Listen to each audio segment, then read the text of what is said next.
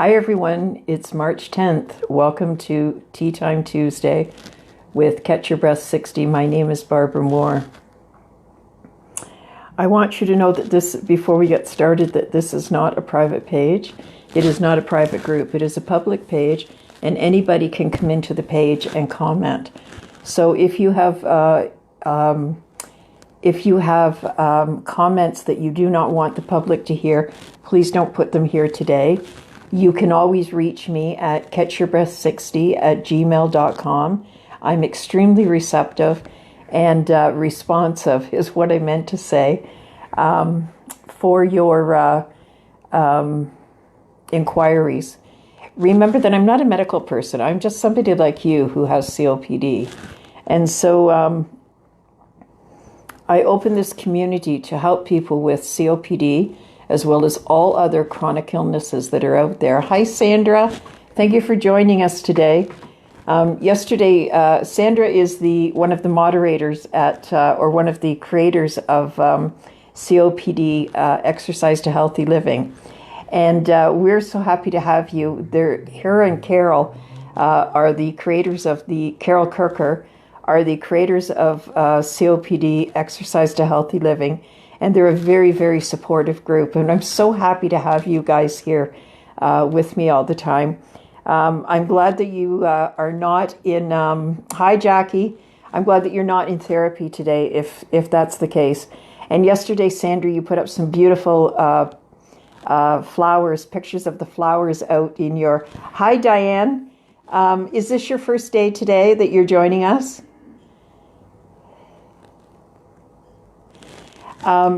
So yesterday, Sandra put some pictures up on Exercise to Healthy Living, and it really started a brainstorming a lot of things of what, because she lives in California, and most of us are a little bit further north than that, and so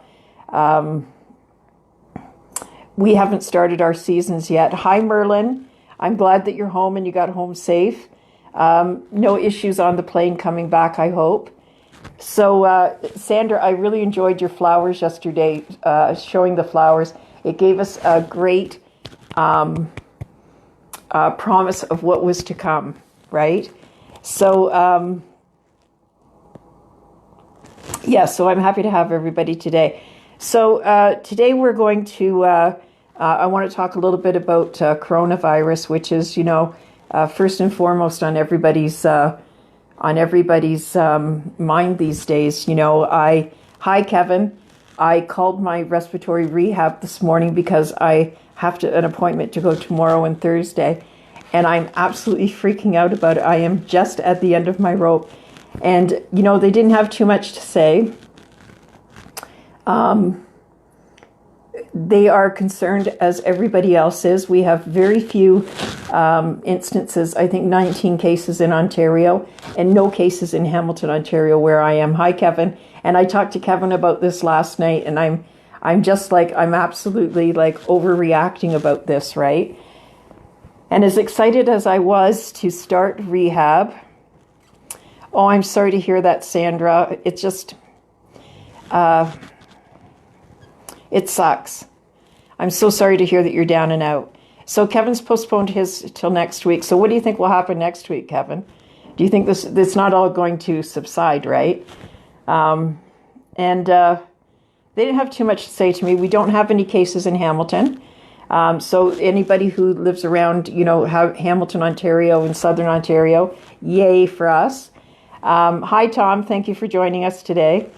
But we are concerned about this. We're concerned about a couple of things. And so one of the first things that I will stop doing, because I am always sticking my hand out saying, nice to meet you. And so, okay, good idea, Kevin. Kevin says, no, it won't be. And he's in New York City.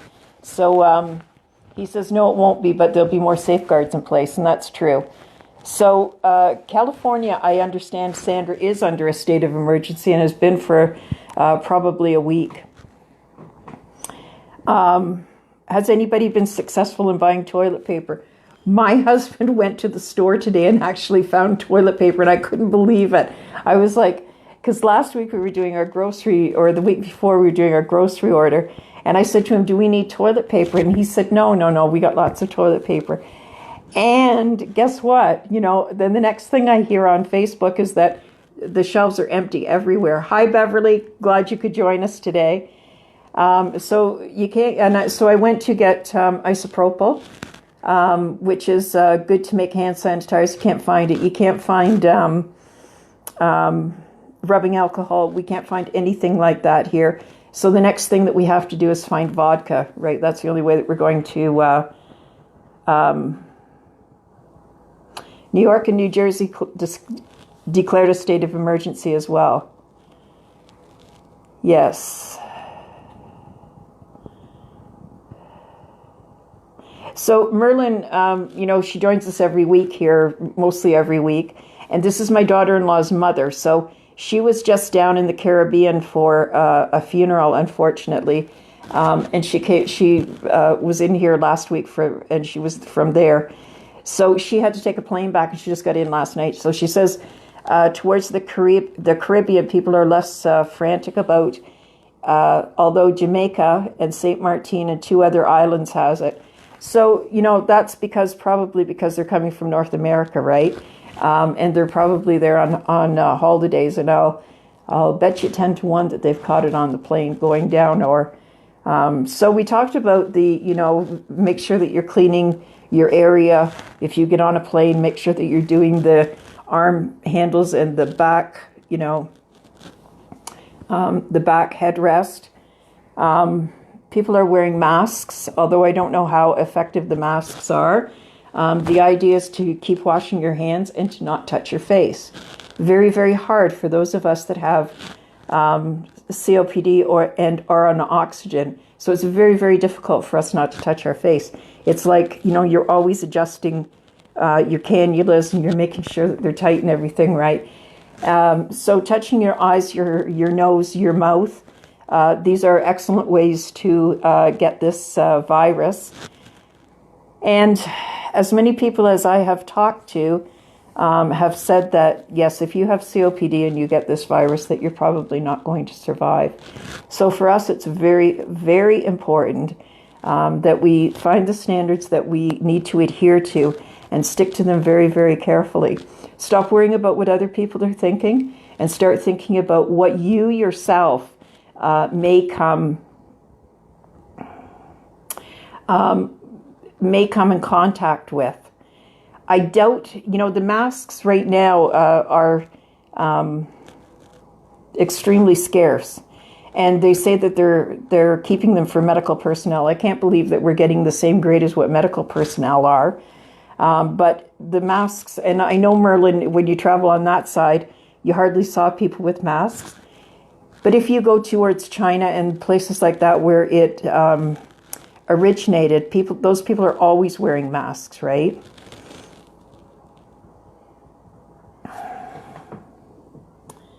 And I'm not sure that it ever did anything. I think that the mask just encourages us to touch our face. Okay, so Elaine says that the mask will help us not to touch our face. I think it encourages it, but yeah, so wait a minute. I just did something here and I'm not sure what I did.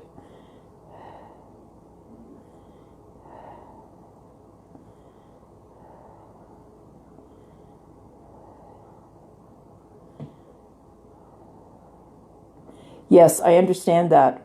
You have to be very, very careful not to be around people. So they're telling us, that the best thing that we can do is stay in our environment. It's unfortunate because as spring is blooming, most of us want to be out. We've been in all winter and we're not interested in staying in for so much longer, right? So I'm trying to put stuff up on my, Barbara says, I went to the cardiologist early this afternoon. Hardly anyone was there. He made certain to tell me to be extra cautious, not to be around people because of the COPD.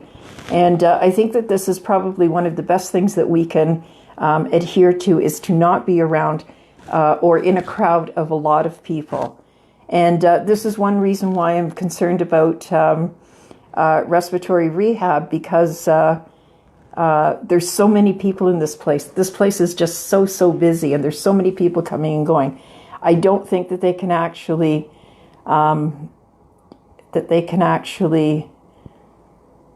eliminate people coming in that are sick.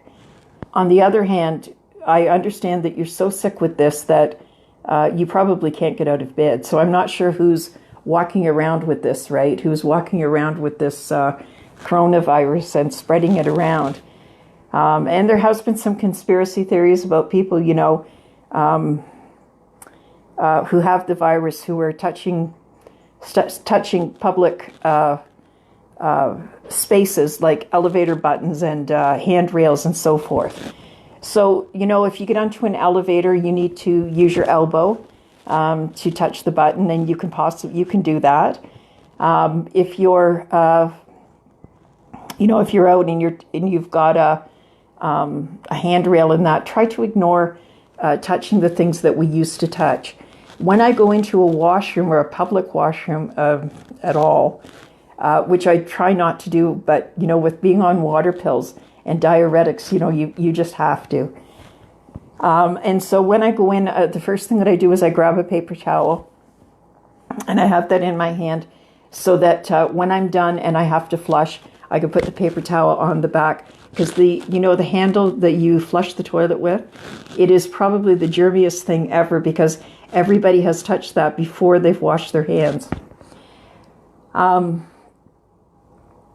So then I wash my hands, and I take another piece of paper towel and I put that around the door handle so that I could open the door and then throw the piece of paper towel. So in this instance, I have actually touched nothing. Remember washing your hands to the tune of happy birthday twice. So it's about 30 seconds, and make sure that you're using a proper soap, right, that's going to kill some bacteria. Other than that, I think that, it's really the luck of the draw and how careful we are with ourselves before in relation to the coronavirus. And I know it's really, really frightening, and I know it's really, really scary. And for those of us who have COPD, or they said lung, heart, or diabetes, these are the people that are going to be mainly affected by this. And so it's not easy to worry about, or to not worry about the coronavirus, but it can't be mainstream. It can't be the only thing that you're thinking about. And I understand how frightening it is, but we also have to learn to live our lives. So if you have to go out, if you must go out, then go. If you don't want to go out, then don't worry about staying put. It's your life. It's your choice. You can make choices, and you can stick by them, and you have really, really good reasons for sticking by those choices today. So today I was asked if I would talk about some mindfulness. And I'm always talking to people about, be mindful of your situation, be mindful of your surroundings, be mindful of the decisions that you're making. And people say to me, I don't understand what you mean when you say mindfulness. So today I thought we would talk a little bit about mindfulness and what it is. So, I was an accounting person all my life. I was never, but I always loved psychology. And I took certain courses in psychology, but my mind really went to the accounting. And that was what I made my money on. All of my life, I made money on accounting. But I kind of dabbled in psychology, and I looked at a couple of things. I did a couple of studies on life after death, what happens to the brain, how it happens, that sort of thing. But my daughter, she picked up the psychology thing, and she went with it full speed ahead.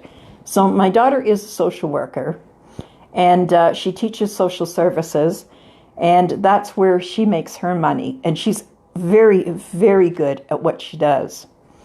So my mindfulness practice started the day I woke up from my coma.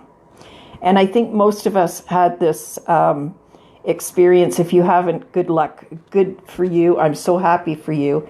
But I was in a coma for 5 days, and I think you've all heard the story. My daughter said, "You need to be mindful now." So when I woke up, I had two choices. I could either be mindful, and I could practice that, or I could be frantic, and I could practice that. I was so worried about what my kids had been through and what it had been like for them that I opened my mind to mindfulness. And she's an extremely, extremely good teacher. So I had no experience with it before that, but I ended up with about a pile of about 10 books on mindfulness. And I started to read, and some people are really, really good. Some books were really, really good, and some books were like yawning and you couldn't get through it, right? Basically, mindfulness is paying attention in life.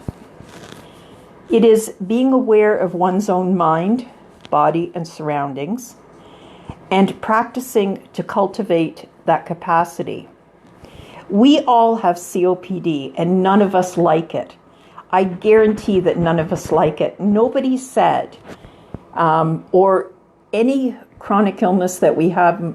Merlin, I know you have something else, and I'm not sure if you want to disclose that today or talk about it. A lot of us have chronic illnesses that we have to put up with, and we don't have a choice. We can learn to do two things, like I said. We can learn to be mindful in our capacity with our chronic illness, or we can learn to be frantic. Whichever you choose, you have made a choice. Jon Kabat-Zinn says mindfulness is the awareness that arises by paying attention on purpose in the present moment and non-judgmentally, being non-judgmental. So when we look at this moment and what is happening in this moment, we make a choice on how we are going to react to what is happening in the moment. When my grandson was born almost 2 years ago today, I can't believe he's 2 years old. I had been in the hospital about 4 months before he was born.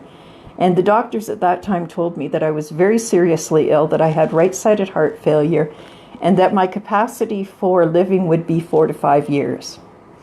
It was a devastating thought. The day, knowing that I had a grandson coming and that I would only be here for 4 to 5 years. We've since thrown out that diagnosis, and I no longer believe it, because if I did believe it, I would have another 3 years to live, and I don't believe that that's true. And so what had happened was, when I came home from the hospital, I came into my house, and I have 7 stairs coming up. In order to get into the first floor of my house, I've got a raised ranch. So I don't know if it's the same everywhere, but a raised ranch, you have stairs coming into the house. And then you're on your first floor, and I can actually live on my first floor. I have living room, dining room, kitchen, bathroom, bedroom, and 3 bedrooms up here. So I can actually live in my house without worrying about the stairs. But the problem is now that I have a grandson, and I have to go down those stairs, and I have to come back up them in order to get in and out of the house. My grandson was born about 6 weeks premature. And so the only way that I was going to see this boy was to go to the hospital. And in order to go to the hospital, I had to walk down those stairs and be able to walk back up them coming into the house. Now, before this had happened, before this day came, we were thinking that we would sell the house so that I could avoid the stairs. And then I decided that this might not be the best way to go, right?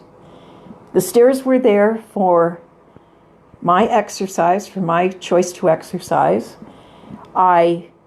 If I sold this house, I would never, ever, ever have an opportunity to do stairs again. This was my opportunity. And so I talked about my anxiety about getting out of the house and getting into the car. And Carol Kirker said to me one day, "I think you're suffering from anxiety."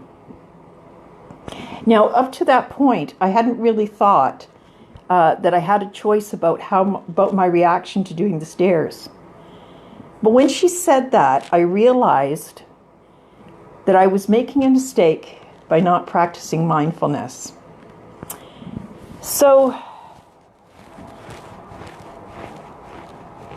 I started to wonder how this was going to look, how I could react and feel differently towards my stairs. Remember, there's only 7 stairs. It's not that big a deal. But getting up and getting down and up them is the only way that I can actually live my life. So, in your mindfulness task, do not overlook meditation. This is how I learned to focus. I learned to focus on meditation. So, many of you say, and I said it as I'm always putting up objections, no, I can't do that. When my daughter first talked to me about meditation, I said, no, I can't do that. I've tried that before, I can't do it. And she said, why? And I said, because my mind wanders. And she said, that is the point of meditation. We know that your mind is going to wander. And so she challenged me to 3 minutes a day of meditation.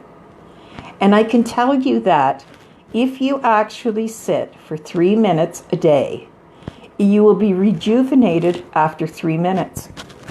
I'm not kidding. You just have to try it. So before I come on tea time every day, I meditate for about 10 minutes before I come on. And the reason why is because I want to relax and I want to focus on my topic. I want to say it methodically and properly so that we're not getting it mixed up. And I could actually do this for about 10 minutes. Does my mind stay where it's supposed to? Absolutely not. 4 years I've been doing this, and I can tell you that my mind wanders. The point is with meditation is to bring your mind back to your breath and keep focusing on your breathing. And this is why meditation is so good for those of us with with chronic respiratory illnesses. And if you're watching me right now, you can probably tell me about 16 times that I've touched my face in the last 20 minutes. So in your mindfulness task, do not overlook meditation. This is the key to learning to focus. We know that your mind wanders. I understand, thoughts are coming in and out of your mind all the time that you're meditating. But what happens is, when you realize that your mind is wandering, you bring it back to your breath. Concentrate solely on your breath, doing pursed lip breathing, and making sure that you're belly breathing by keeping your arms or your hands on your stomach and feeling the rise and fall of your stomach. This is how we meditate. And meditation is the first step to being mindful.